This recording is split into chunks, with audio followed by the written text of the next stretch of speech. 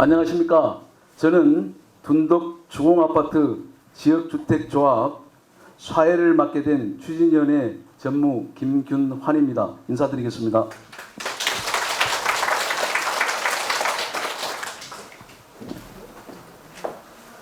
바쁘신 중에도 참석해 주신 토지 소유주 여러분께 진심으로 감사의 말씀을 드리며, 먼저 오늘 개최되는 여수 둔덕아파트 지역주택조합 사업 설명회는 사업 추진 현황 및 향후 일정, 사업 추진 계획, 사업 추진 방식, 지역주택조합의 방식과 특징, 재건축, 재개발과의 비교 분석 등에 대하여 설명을 드리고, 토지 소유주 여러분께서 사업 진행에 따른 궁금한 사항에 대하여 질의를 받는 그런 순으로 진행하도록 하겠습니다.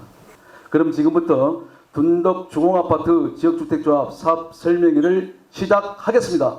진행 순서에 따라서 먼저 본 사업을 추진하기 위해서 추진위를 구성하고 오직 토지 소유주 여러분 편에 서서 본 사업 추진의 모든 사안을 걸고 성공적인 조합 설립을 추진하고 계시는 이병기 추진위원장님의 인사 말씀이 있겠습니다.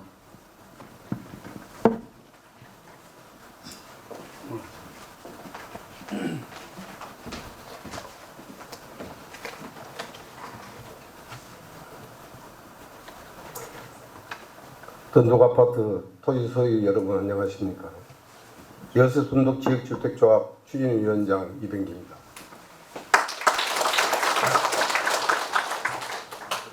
먼저 참석해 주신 토지 소유주 여러분과 업무 대행사, 설계사무소, 시공사 관리자 및 내분 여러분께 진심으로 감사의 인사를 드립니다. 둔덕 주공아파트 건축 후 40년이란 긴 세월에 따라 노후된 건물을 양질의 새로운 주거 문화를 만들어 드리고자 본 추진에는 장시간 사업성을 검토를 마무리하고 행복한 보금자리 및 성공적인 사업 추진을 위해 경영 및 분관 업무 대행사와 연입을 시작으로 본 추진을 위해 함께 여수 둔덕 지역주택조합 신축 공사를 추진하고자 합니다. 우리 둔덕 아파트는 2종 일반 주거지역으로 용적률 범위 내에서 층수 제한 없이 토지 소유주 여러분의 주택권을 인용하여 아파트를 짓는 지주공동 지역주택조합 방식으로 진행될 것입니다. 둔덕 최고의 주거지로 각광받는 둔덕 주공아파트 11,937평의 사업부지의 희망과 염원과 우리 사업지의 뛰어난 여건을 바탕으로 토지 소유주인들의 믿음과 경력 속에 화합의 소통으로 신속하고 투명한 사업 진영으로 토지 소유주 여러분의 이익을 먼저 우선할 것이며 미래의 둔덕 등의 새로운 랜드마크가 될 명품 아파트를 건설하여 공급하고자 열심히 노력하고 있습니다. 제2추진위에는 최상의 주택조합 건설이라는 한 가지 목적의식을 변함없이 유지하며 둔덕동에 새로운 바람과 함께 쾌적한 환경의 주거 공간을 만들기 위한 사업 진행을 올바르게 할 것이며 경험한 자세로 토지 소유주 여러분을 존중하는 추진위원회가 되겠습니다. 오늘 이 자리에 참석한 모든 여러분의 가정의 행복과 함께 하시길 진심으로 기원드리며 인사를 가름하겠습니다. 감사합니다. 감사합니다. 추진위원장께서 잘 준비해달라는 의미에서 다시 한번 큰 박수를 보내주시면 고맙겠습니다. 감사합니다. 그럼 사업 추진 현황 보고를 드리도록 하겠습니다. 2022년 9월 22일 가칭 여수 둔덕 지역주택조합 추진위원회 고유 번호증을 발급을 받았습니다. 2024년 1월 24일 가칭 여수 둔덕 지역주택조합 추진위원회는 위원장 1명, 감사 1명, 임원 3명으로 추진위원회를 구성하였습니다. 2024년 2월 6일 추진위원회 사무실을 여수시 둔덕 5길 3-3으로 주소를 변경하여 여수 세무서로부터 고유번호증을 재발급받아 현재에 이르고 있습니다. 그리고 2024년 2월 21일부터 본 사업을 추진하기 위한 가장 첫 번째 관문인 조합원 모집 신고 필증을 여수시로부터 받아 모델하우스를 짓고 조합원 모집하여 조합 설립 인가를 받기 위한 사업 추진 동의서를 지금 현재 진구받고 있습니다. 이상으로 사업 추진 현황 공고를 마치고 이어서 사업 추진에 따른 향후 일정을 말씀드리겠습니다. 2024년 6월경 조합원 모집 신고를 여수시에 제출할 예정입니다. 2024년 7월 초 조합원 모집 신고 필증을 여수시로부터 수령받을 예정으로 진행하고 있으며 2024년 7월 8일까지 홍보관을 건립할 예정이고 2024년 9월경 주택 홍보관, 즉 말해서 모델하우스입니다. 주택 홍보관을 개정하여 조합원 모집을 목표로 최선을 다할 것입니다. 2025년 상반기에는 조합원 창립 총회를 마치고 조합 설립 인가를 목표로 사업을 추진하게 되며 2025년 말경에는 여수 둔덕 지역주택조합 사업 승인을 목표로 삼고 있습니다.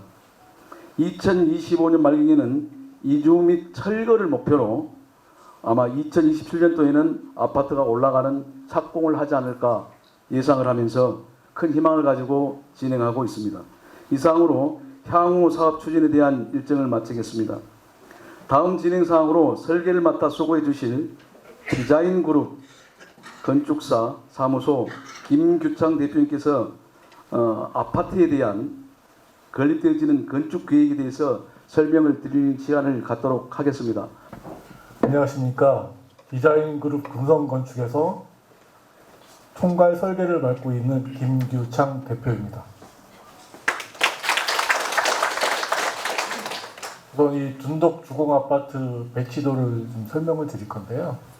사전에 오늘 설명회를 위해서 배포한 팜플렛에 보면 951세대로 안내가 되었을 겁니다. 근데 저희가 오늘 설명회가 열리는 그 기간 동안에 계획안을 더 발전시켜서 배치를 더 아파트가 더 쾌적한 배치, 그 다음에 세대수도 951세대에서 958세대로 계획을 좀 발전을 시켰습니다. 이 계획안은 여러분이 이 아파트 사업이 아까 말 사업승이라는 게 허가입니다. 허가가 이루어질 때까지 더 발전시켜서 여수의 명품 아파트가 될 수 있도록 저희 디자인그룹 금성건축에서 최선을 다하도록 하겠습니다.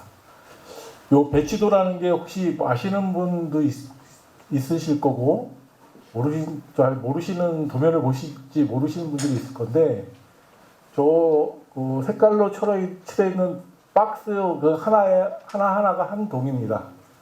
그래서 그 동을 하늘에서 내려다 보면 저렇게 평면적으로 보이는데요. 지금 총 12개 동 958세대, 그 다음에 평형은 24평형 A형, B형, 그 다음에 34평형 A형, B형으로 지금 4개 타입으로 좀 구성되어 있고요. 그 24평과 34평의 비율은 약 6대4 정도로 34평이 한 6 정도 지금 계획을 하였습니다. 다음을 넘겨주시면요. 여수 둔덕 요 개요에 대해서 말씀드리면 현재 그 사업 부지 면적은 12,100평 정도 됩니다. 거기에서 저희 사업 부지 면적 저기 도로의 입구에 보면 그 파출소가 하나 있습니다. 미평 파출소라고. 그 파출소와 그다음에 요 아파트가 오래다 보니까 도로를 조금 넓혀야 되는 상황이 발생할 수도 있습니다. 그런 면적들을 빼면 저희가 아파트를 받아야 될 면적들은 11,700평 정도 됩니다. 전체 연면적은 44,000평 정도 되고요. 건축 연면적을 말씀드리는 겁니다. 층수는 지하 2층, 그다음에 지상 29층. 최고 층수 아파트 제일 높은 층이 29층으로 지금 계획이 되겠고요. 총 12개 동으로 지금 되어 있습니다. 그리고 말씀드린 건립 세대 수는 958세대, 그리고 조금 전에 말씀드린 평형은 좀 4가지 평형으로 구성이 되어 있습니다. 저희 아파트는 그 용적률을 법정 용적률이 250%입니다.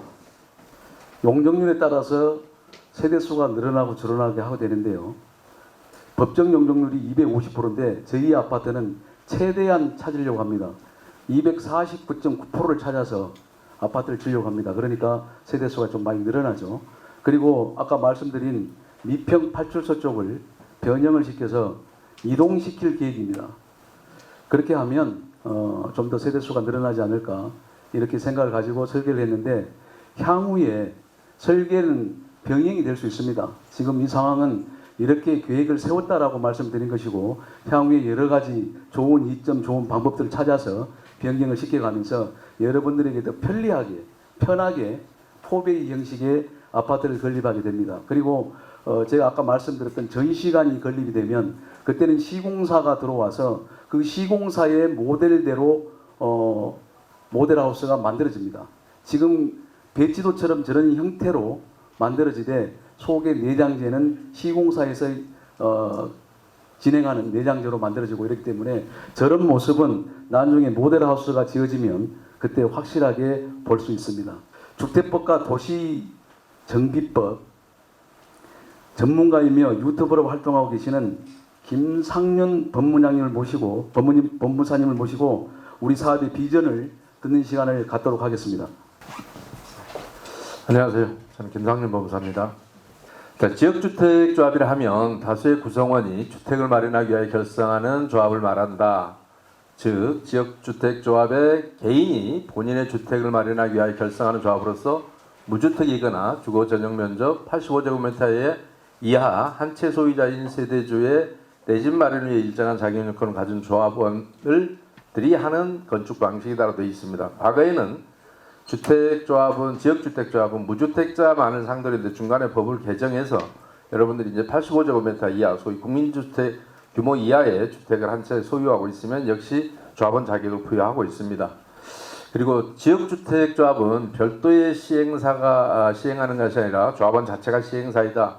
이 부분은 모든 조합원이 주인입니다. 다만 지역주택조합은 업무 대행사의 도움을 받아서 업무를 추진하게 되어 있고 도시정비법상 조합들은 정비사업 전문관리업이라는 그런 제도를 두어서 그 회사들이 행정에 관한 업무를 용역 업무를 대신 수행하도록 하어 있는 차이가 있습니다. 그러나 모두 조합이라고 하면 조합원이 주인이 되는 방식입니다. 다만 주인들이 어떻게 하느냐에 따라 조합의 성패는 달려 있습니다. 나중에 설명드리면서 말씀드리겠습니다. 그리고요, 주택조합의 주택건설 사업 시행은 사업 주체, 즉 시행자가 조합이라고 그랬죠. 조합원이 토지 매입 자금과 건축비 등을 부담하고 주택 법령에 의한 시공 능력이 있는 주택건설 사업자를 조합과 공동사업 주체로 한다라고 규정하고 있습니다.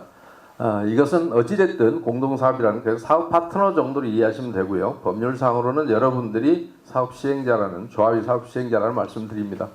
그 다음 파트 좀 넘겨주시죠. 예. 그래서 사업 추진 방식을 지금 사실은 여기 재개발과 재건축을 이렇게 나눠놨습니다만 지역조합하고 재개발, 재건축이 크게 차이는 없습니다. 재건축은 기반인 시설이 정비 기반인 시설이 기존에 갖추어져 있으면 재건축 방식으로 하는 것이고 그다음에 기반인 시설이 안 되어 있으면 재개발 방식으로 하는 겁니다만 두 개 다 준거 법률은 도시 및 주관경 정비법을 적용한다는 점에서는 똑같고요. 그다음에 지역주택조합은 주택법 적용을 받습니다. 그리고 주택법 적용을 받는 것은 지금은 거의 없어진 직장조합, 그 다음에 리모델링 조합, 지역조합 이렇게 세 가지가 있습니다. 그리고 재개발 쪽은 재개발조합, 재건축조합, 그리고 도시환경정비사업이 있었습니다만 그건 지금 재개발로 편입되고요. 그래서 사실상 두 개 정도라고 보시면 됩니다. 또 하나 뭐 주환경 개선을 위한 뭐 있습니다. 그건 거의 요즘 없습니다. 그리고 마찬가지 여러분들이 사업 주체는 조합입니다. 그리고 다만 한쪽은 우리 도시정법 아까 말씀드린 정비사업 전문관리업체 도움을 받도록 되어 있고 여러분들은 업무 대행사가 공식적으로 법률이 규정된 업무 대행사의 도움을 받도록 되어 있습니다. 그리고 사업 방식은 민영 공영 개발 방식도 있는데 재건축에는 사실 공영 개발 방식은 없습니다. 그러니까 민영입니다. 여러분에게 그 다음에 우리 마지막으로 재개발이나 재건축에서 물론 재개발 같은 경우는 임대주택을 의무적으로 공급해야 되는 것 때문에 거기에도 문제가 되게 많습니다. 그리고 세입자에 대한 주택 이주비 지급이라든가 그런 내용들 때문에 여러분끼리만의 비용 부담을 하는 게 아니라 국가가 담당해야 될 공공의 주택 정책에도 어느 정도 비용을 부담하고 여러분이 갈 수밖에 없는 것 때문에 비용이 많이 들어갑니다. 그리고 재건축에서는 이제 그런 부분 뭐 임대주택은 재건축이 부담하지 않습니다만 임대주택이 아닌 소형 주택은 일정 비율 85제곱미터 이하를 일정 부분 이상 지어야 되는, 그래서 나머지는 소형을 조금 지어야 되는 그런 의무는 아직도 여전히 남아 있어서, 그리고 조금 잘 나가는 지역은 거기에 따른 재건축 초과이익 환수 제도도 있고, 그래서 그런 것 때문에 여러 가지 면에서 사업 수지는 여러분이 도시정비법상의 어떤 진행 방식과 재건축을 다시 개축을 하는 방식과 주택법상의 개축 방식은 그런 점에서 차이가 있을 수밖에 없고, 선택은 여러분이 그대로 방치할 거냐 아니면 다시 개축할 거냐의 선택은 두 가지 선택밖에 없다. 현재로서는 국내 제도상으로는 그렇습니다. 그래서 그런데 조금 판단에 도움이 되셨으면 하는 의미에서 지금까지 설명을 드렸습니다. 나머지는 제가 뭐 특별히 더 설명해야 될 부분은 아마 없죠. 혹시 다른 자료가 있습니까? 혹시 준비된 자료가 있으면 제가 설명을 드릴까요? 이건 아까 뭐 대충 설명 다 드렸던 내용 중에 포함되어 있는 것 같습니다. 예. 그리고 뭐 여기 조합원 자격이야 여러분들이 다 지금 토지 등 소유자니까 별 의미가 없고요. 앞으로 모집하게 될 거는 이제 여수시에서 뭐 6개월 이상 거주하는 분들에게 여러분들이 일반 분양자를 끌어들여야 되고, 그래서 여러분들이 동의율이 만약에 조기에 달성이 되면 그 자체로서 관심의 대상이 될 것이고, 다른 사람들이 들어와줘야 여러분은 성공하는 겁니다. 여러분끼리만으로는 이 주택이 성공하지 못합니다. 그래서 여러분들이 갈등 없이 얼마나 빨리 가느냐에 따라서 다른 사람이 조기에 이 사업이 성공할 것이냐 말 것이냐는 그때 결정될 것이라고 봅니다. 그러면 여러분이 언론 보면 많이 보셨을 겁니다. 저도 서울에서는 그렇게 얘기합니다. 지역주택은 사기다라고 얘기합니다. 근데 그걸 어떤 경우에 쓰는 표현이냐면 95%는 미필적 구애에 의한 사기가 많다라고 얘기를 합니다. 그래 어떤 경우냐면 여러분에게 해당되는 얘기가 아니고요. 업무 대행사들이 여러분의 의견을 듣지 않은 상태에서, 서울 지역 같은 경우는 이해관계가 다 다릅니다. 그리고 조합원, 그 토지 등 소유자가 조합원 자격이 없는 분들이 많습니다. 2주택, 3주택 소유자들이다. 처음부터. 그러니까 그 사람은 지역조합을 할 의사가 없는데 누군가가 바운다리를 딱 그려서 그림을 그려놓고 여기에 주택조합은 모집하겠다라고 해버리는 경우를 얘기하는 겁니다. 여러분 입장에서 판단하는 게 아니라, 그러면 이 집 주인은 이 집을 팔 생각이 없고 나는 집이 많아서 이 집은 따로 조합원 자격도 안 되기 때문에 그러면 비싸게 줘야지. 예를 들어서 내 거를 팔려면 지금보다 뭐 땅을 좀 팔겠다, 이런 경우에 그 사람들 의사에 관계없이 업무 대행사가 미리 마치 다 얘기가 끝난 것처럼 추진해서 믿을 수 없다라고 하는 거고요. 그러니까 여러분 입장에 제가 아까 잠깐 놓친 것이, 혹시나 그 질문을 언론 보도 같은 거 보고 하실까 봐, 그건 여러분이 아닌 다른 제2, 제3의 조합원을 모집할 때 과연 둔덕주공의 소유주들이 이걸 원하느냐. 이제 원한다고 하면 이 사람들은 믿을 수 있어서 들어오는 거잖아요. 여러분이 그러니까 동의율이 좋아야 이 사람들도 모집이 쉽게 되는 것이고, 그런데 여러분 의견은 생각지도 안 하고 업무대행사가 자기 욕심이 앞서서 여러분은 하길 원하지 않는데 여기 내가 하기로 했다라고 해서 모집을 하는 경우에 믿을 수 없다라고 하는 거고요. 여러분 입장에서는 아까 여러분이 동의율이 빨리 차거나 그러면, 그리고 추가 분담금은 좀 보충 설명드리면, 아까 여러분이 이 착공과 지금 조합 설립 사이에 기간이 짧으면 추가 분담금 나올 수 없잖아요. 조건이 다 변경이 없으니 사정 변경이. 그런데 오랫동안 기간이 흐르는 과정에서 예기치 않는 전쟁으로 인해서 원자재값이 올랐다든가 이럴 때가 추가 분담금이 나오는 거고요. 여러분이 얼마나 시간을 단축하느냐, 여러분의 의지가 얼마나 확고하느냐에 따라서 업무 대행사의 신뢰도도 높아지고, 여러분 스스로의 신뢰도가 높아야 지역이라 아마 소문이 금방 날 거예요. 거기 분위기가 어쩐지. 그래야 내나 여기 분양 받을 사람도 여수분들 아니겠어요? 이쪽 분들. 그러니까 여러분은 한 달이 건너면 다 알 수 있고, 그러니까 여러분이 의심하는 문제가 아니라 신뢰할 수 없다는 건 저쪽에서 여러분들을 과연 믿을 수 있느냐라는 얘기를 좀 드리고 싶어서, 보통 지역조합 그러면 앞뒤 구분 안 하고 그 믿을 수 없는데라고 하는데, 아니 우리는 진짜 하고 싶은데 제발 누가 와서 우리랑 같이 분양받아서, 우리 단지 분양받아서 우리 아파트 좀 건축하게 해달라라고 했을 때 쓰는 표현은 아닙니다. 그러니까 다만 여러분들이 생각이 없는데, 할 생각이 없는데 밀고 나가면 그건 믿을 수 없는 게 맞죠. 제3자 입장에서 보면. 그 설명이 약간 구분이 필요할 것 같아서. 역시 전문가다운 말씀을 해주셨습니다. 가장 쉽게 얘기하면 이런 겁니다. 저희들이 지금 추진하고 있는 것은 지역주택 조합 방식인데, 재건축 방식하고 달라서 빨리 갈 수 있다는 것을 첫 번째 목적으로 하고, 지금 여러분들한테 동의서를 받는 것은 다른 목적이 없어요. 이 사업을 진행하기 위한 첫 단추인 동의서를 여수시에다가 제출하게 되는데, 이 제출하게 되는 것은 조합원 모집을 하기 위해서 제출을 합니다. 조합원 모집 신고를 한다는 소리죠. 조합원 모집 신고를 하면 여수시에서 조합원 모집 신고 필증을 받게 되는데, 조합원 모집 신고의 그 어떤 기준이 뭐냐면, 아까 말씀드렸던 우리 전체 대지의 50% 이상의 토지 사용 승낙을 여러분들이 해 주셔야 된다는 거예요. 그래서 지금 우리들이 동의서를 받고 있지 않습니까? 그 동의서가 만들어져야만이 여수시에다가 저희들이 제출을 해서 조합 모집 신고 필증을 받게 됩니다.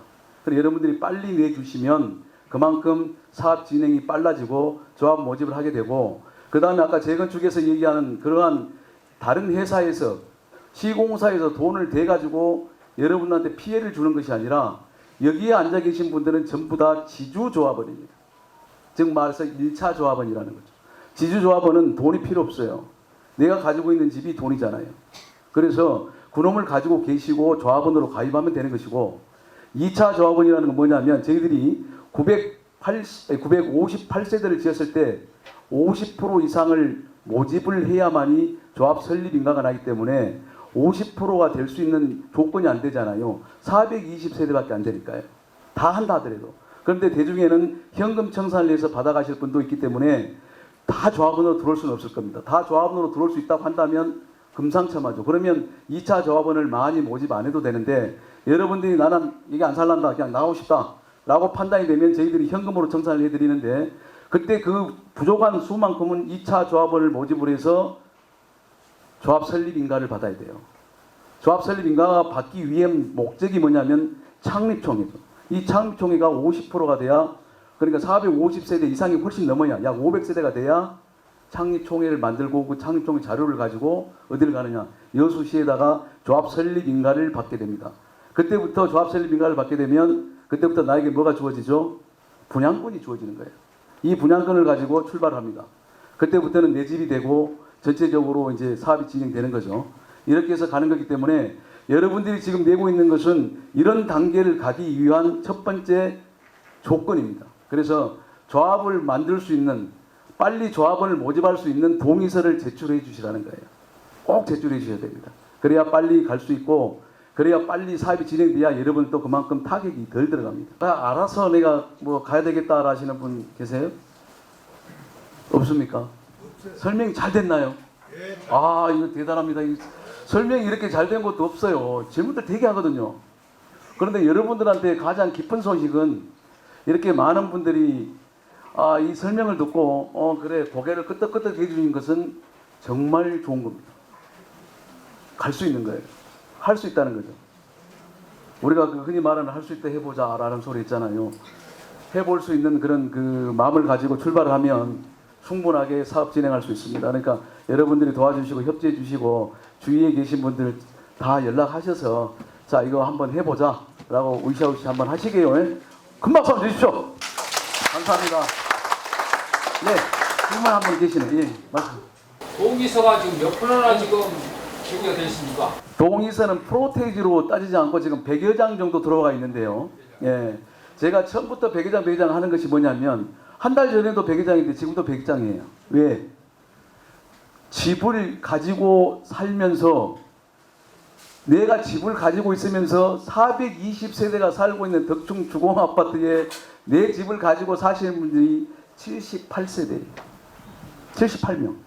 그러면 우리가 주소도 이렇게 잘 모르는 상태에서 이제 등기를 띄어가지고 지금 벌써 이제 2달 됐습니다. 지금 작업한 지가 2달 됐는데, 전혀 주소를 잘 모르니까 살고 계신 분들이 가가오고 방문을 굉장히 많이 했을 거예요. 우리 저 김이사님이 계시는데 집집마다 가면 420세 다 돌았을 겁니다. 많이 보셨죠, 저분? 얼굴 빨개지네요. 좀 많이 봤을 거예요. 저분이 집집마다 다니면서 주소 따고 전화번호 따고 동의서 받고 이라고 다니셨고, 저는 나름대로 또 여기에 안 살고 순천부터 시작해가지고, 여수 말고 순천부터 시작해가지고 어디까지 있느냐, 제주도 멀리는 미국까지 있어요. 미국에도 한 분 계세요. 거기까지 연락을 다 해서 전화번호 다운받고 주소 다운받고 이런 것을 모집을 하고 그것도 부족해서 420대 등기소에 가가지고 돈을 주고 420소에 등기를 띄워가지고 돌아다녔는데도 불구하고 저희들이 여기에서 지금 한 138세대가 순천 이북 쪽에 사시는 분들 그분들한테 동의서를 받으러 다닐 수가 없잖아요. 전화를 해가서 깎아서로 이제 설명하고 하지만 본인들이 느끼지를 못하니까 안 되는 거예요. 그래서 이런 방송을 통해서 유튜브 보내고 그런 분들이 듣고 아 이거 과연 되겠구나라는 걸 느끼고 동의서를 쓸 수 있도록 만들려고 지금 하고 있는 것이고요. 여기 살고 계시는 78명을 두고 여수 시내를 돌아다니면서 받은 것이 100회장 됩니다. 굉장히 큰 효과예요. 그래서 거기에 정체된 것은 뭐냐면 더 이상 댕길 데가 없어. 돌아다니다 댕길 데가 없어요. 어제까지도 돌아다니다가 숨을 헐떡헐떡하고 왜 그러냐 그랬더만 집집마다 사람이 없는 거예요. 우리 아파트에 다 어디 가세요 근데? 사람이 없어. 돌아다니는 사람도 없고 집에도 없고. 네. 지금 분양가를 뭐 알 수 있나요? 지금 분양가는 이렇습니다. 저희들이 사업을 진행하고 지금 아까 보시는 대로 사업 개요가 나오고 설계도가 나오면 이 설계도를 중심으로 해서 뭘 만드냐면 수지 분석을 만듭니다. 수지 분석표를 만드는데 이 수지 분석이라는 것은 아까 제가 말씀드렸다시피 용적률에 따라서 이 건물 세대수가 틀려지잖아요. 틀려지는 그 부분을 가지고 수지 분석을 만드는데 지금 저희들이 가지고 있는 수지 분석은 있지만 이 수지 분석을 지금 공개를 할 수 없는 것이 또 바뀔 수도 있어요. 설계라는 것은 바뀔 수가 있거든요. 이런 걸 가지고 조합원 여러분들이 나중에 조합원 모집이 되면 이걸 들고 어디를 가느냐? 여수시청 또 가죠. 여수시청 가가지고 뭘 받습니까? 뭘 받아요? 여러분들 아직 모르시잖아요. 봐봐요. 그래서 전문가들이 다 일을 하는 거예요. 그분들이 있어야 하는 겁니다. 이걸 갖고 가면 설계에 따른 부분을 갖고 심의를 받습니다. 설계 심의를 받아요. 자, 이 집은 너희들이 29층 진다고 이거 들고 왔는데 그래 29층 지어? 이라고 해주겠습니까? 29층을 짓는데 어떻게 짓 거냐 뭘 어떻게 할 거냐 심의위원들이 16명이 앉아가지고 이걸 심의를 하고 검토를 하고 안 돼 하고 던져버리고 하는데 특별하게 20층부터는 여수시의 허가가 아니고 전라남도 허가입니다. 이거를 가지고 어디로 가느냐? 전라남도로 가는 거예요.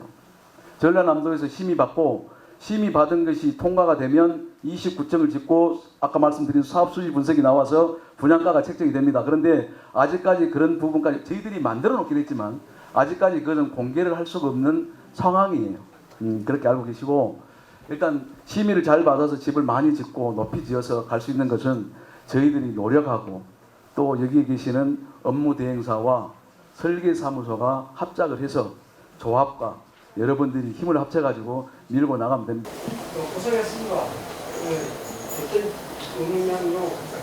당초에 이 추진위원회가 2개, 3개 말리게 돼가지고 한쪽에서 아는 사람한테 물어보면은 그쪽 대행사 믿을 수 없다.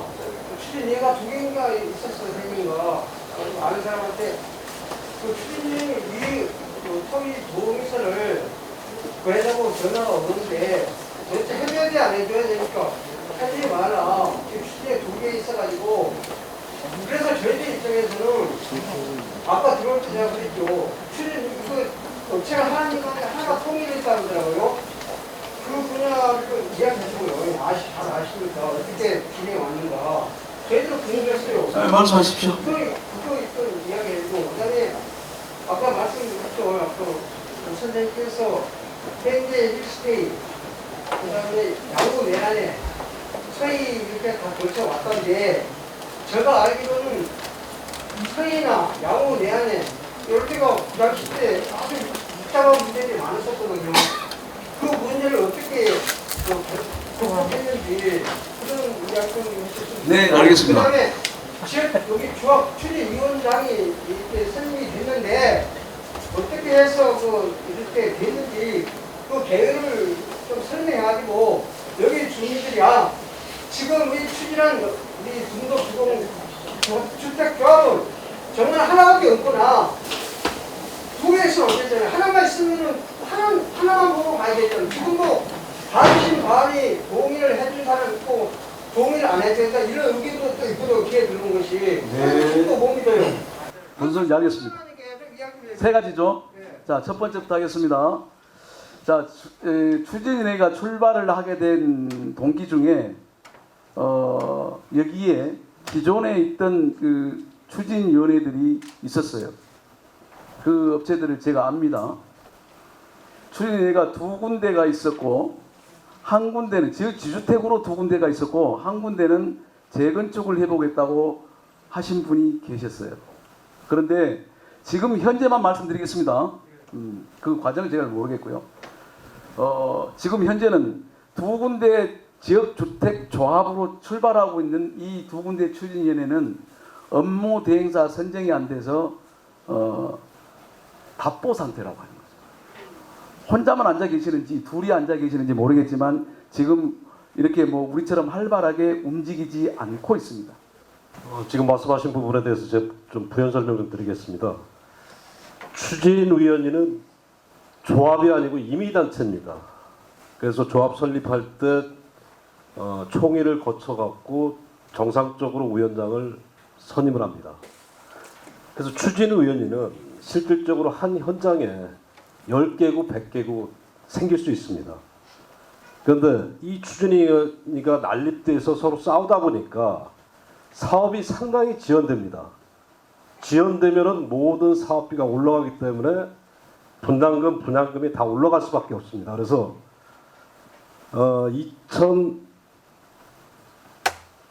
2002년도인가 법을 개정했어요. 추진위는 난립이 되더라도 50% 이상 동의서를 받아서 최초로 조합원 모집 신고 필증을 받으면은 나머지 추진은 자동 없어집니다. 그러니까 지금 그 질문 주신 그 부분에 대해서는 추진위원회는 몇 명이 모여갖고 임의적으로 구성할 수 있다. 이거는 꼭 뭐 주민들의 동의를 받는다든지 이건 아닙니다. 대신 추진위를 구성해서 정상적으로 가서 조합장을 선임할 때는 조합원들의 동의를 받아갖고 선임이 되겠죠.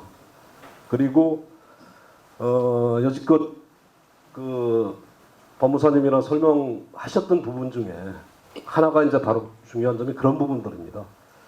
자, 추진은 여러 군데 난립될 수 있다.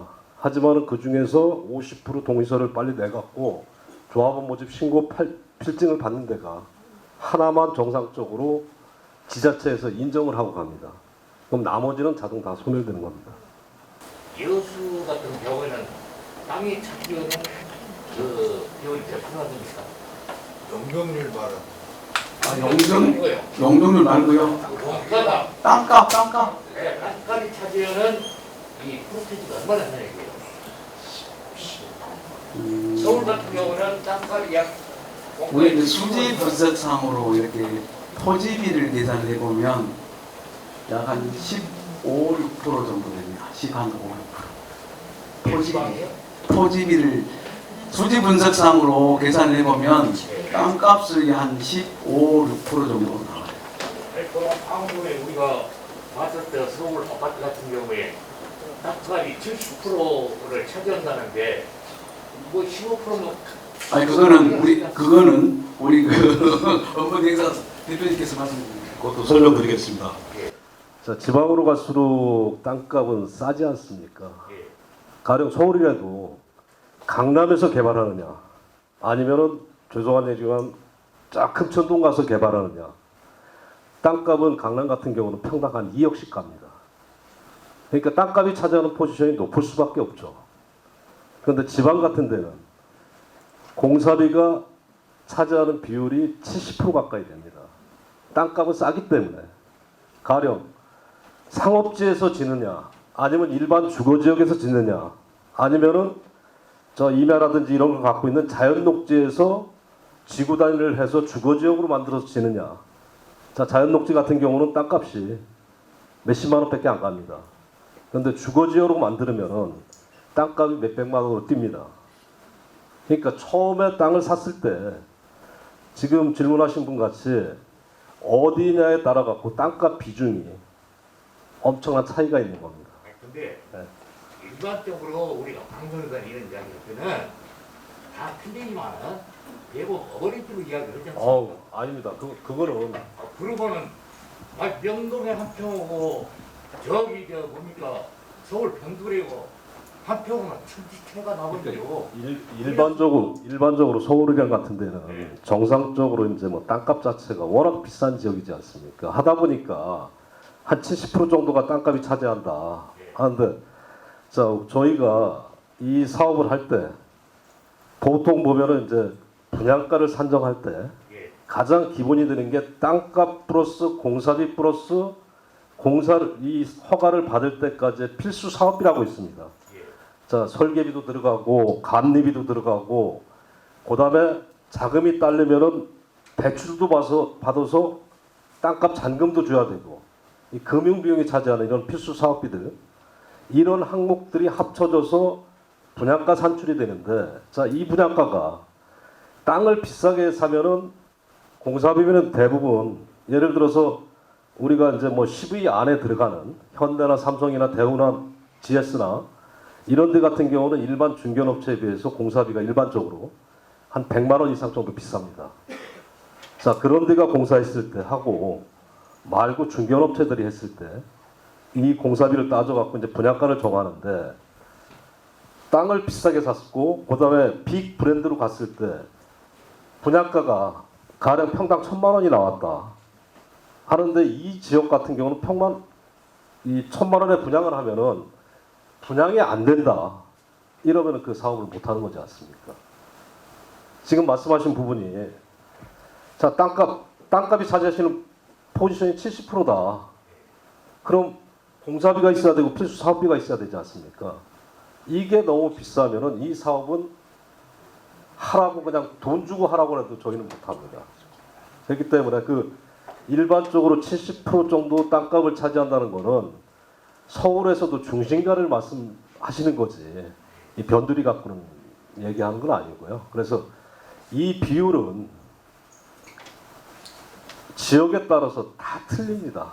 가령 여수냐 순천이냐 광양이냐 이거에 따라서 땅값이 차지하는 게 10%냐 15%냐 20%냐, 그 다음에 주거지역이냐 상업지역에 따라서 또 틀리기 때문에 이건 일정한 비율이 있지는 않습니다.